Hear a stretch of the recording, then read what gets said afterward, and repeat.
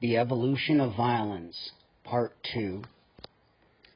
I crouch within a hardened titanium-reinforced, ray-shielded bunker when the assault begins. Womp, womp, womp, tat, tat, tat, tat, tat, tat, tat. Broke, womp, womp, womp, womp. The uranium-depleted projectiles thrown by the enemy's railgun at sound-breaking speed smashed into the outer layer of armor with a unique and terrifying cacophony of noise. The closest thing I could describe it as is being in a closed MRI machine 100 times as loud as a normal one is. If you've never had an MRI, it's a really, really creepy and dangerously deafening noise to experience, especially when trapped in a 6x6 contained space. Every instinct told me and screamed to me to get the hell out of there, to run fast and far and the hell away from the torrent of death being flung at me. I knew my only chance was to wait, however, even though it was pure torture to hold. I shivered in my mech suit, cold aching through my limbs. This should not have been possible, as my suit was environmentally sealed and regulated to a perfect balance of temperature and everything else for whatever state my biology was in. I could only guess that it was psychosomatic stress from the 3 days of battle I'd endured before my retreat to the shelter and the relentless barrage that followed. The railguns were doing their job, chewing gaping holes in the outer armor. Any moment now, they would start with the explosive rounds, in order to crack the second layer, and then batter down the ray shields with pure kinetic force.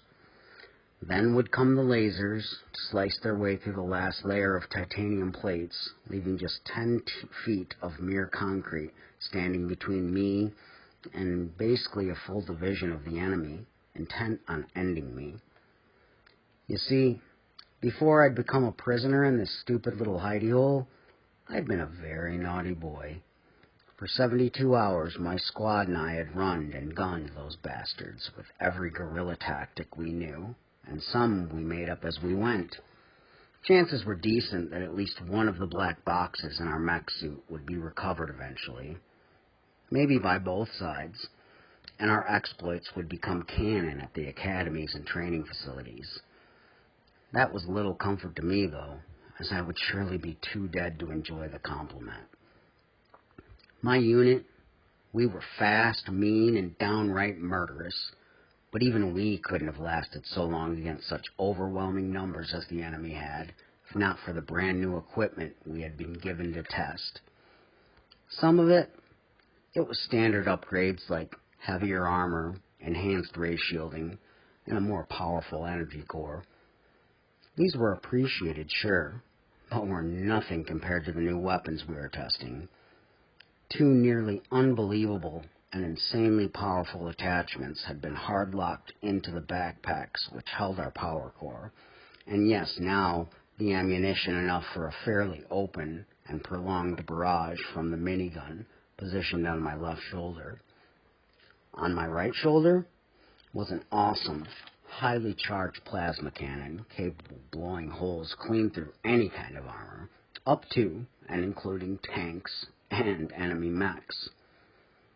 The shining jewel, however, we were given a new standard battle rifle.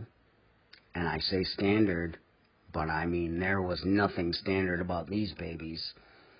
Able to take out targets miles away via satellite link. Once a target was tagged and locked in, there was nothing the enemy could do to escape. They couldn't run. They couldn't hide. Once I fired the explosive-tipped 50 caliber smart rounds, they honed in on their target relentlessly, around corners, down holes, through walls. Another incredible feature of this weapon was the genetic targeting. Wow.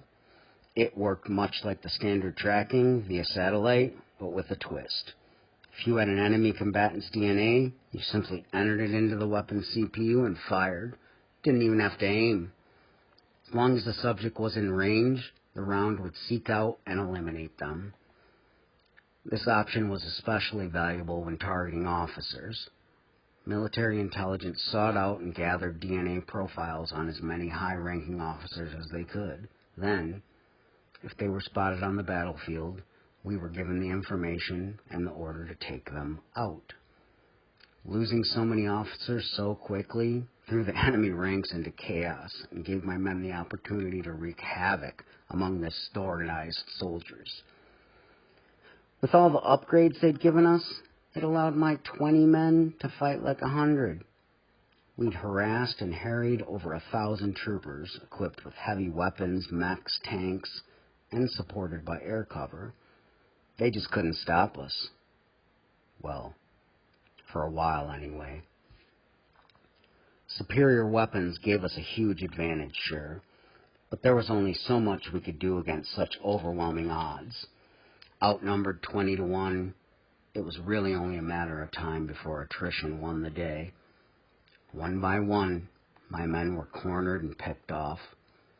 Every one of them found the death they were looking for, in service of humanity and to themselves. They'd been trained their whole lives to be the tip of the spear, pointed ever outwards in defense of something bigger than themselves. We fought as one against the enemy, to preserve our race and our homes. I missed my lost brothers and sisters, but did not mourn them. They were at peace now, having done their best, and they could rest knowing that they'd given and lived the ultimate sacrifice. So yes, I was the only one left. I waited for my chance now, biding my time in order to deliver one last blow against our foe. I wouldn't win the day, perhaps, yet if I executed it perfectly, it might allow my comrades that were on their way, I had to think they were on their way, to exploit the weakness I would create and to finish the job. We would take our world back. Finally, the ray shields buckled and failed under the intense pressure of the onslaught being thrown at it, and there was a sudden, deafening silence as the enemy ceased their fire. This was my chance. If I could slip out through the tunnels while they sent troopers in close to surround me, I might be able to deal them one final, devastating blow. I smiled as I thought of the surprise and dismay I would cause what was left of their leadership with this final act of defiance.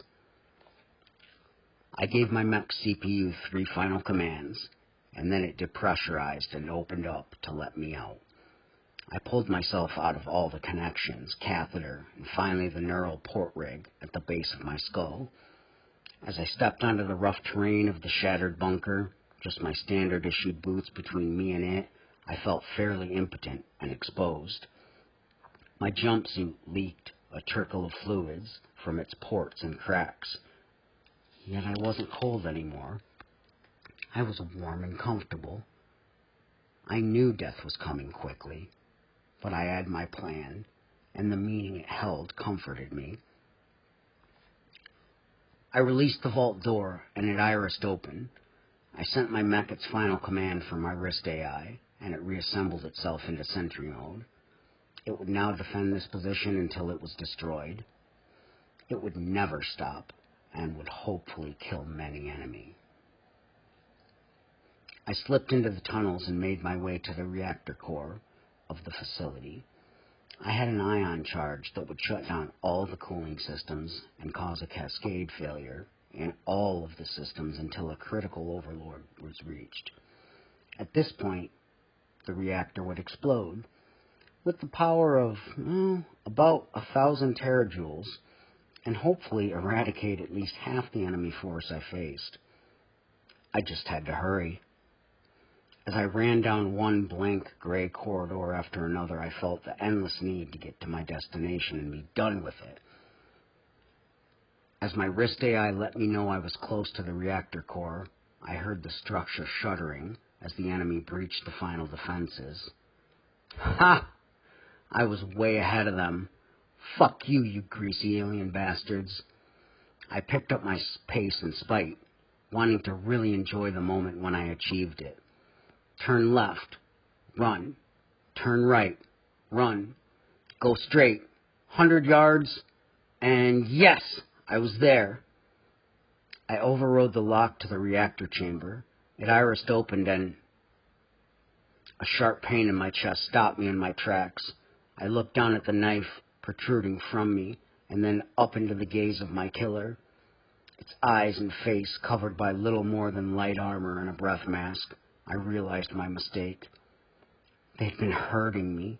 They'd been hurting me the whole time. I glanced down at the knife again so I didn't have to see my enemy's gloating, chittering face. A knife. Holy shit, a knife. Fuck.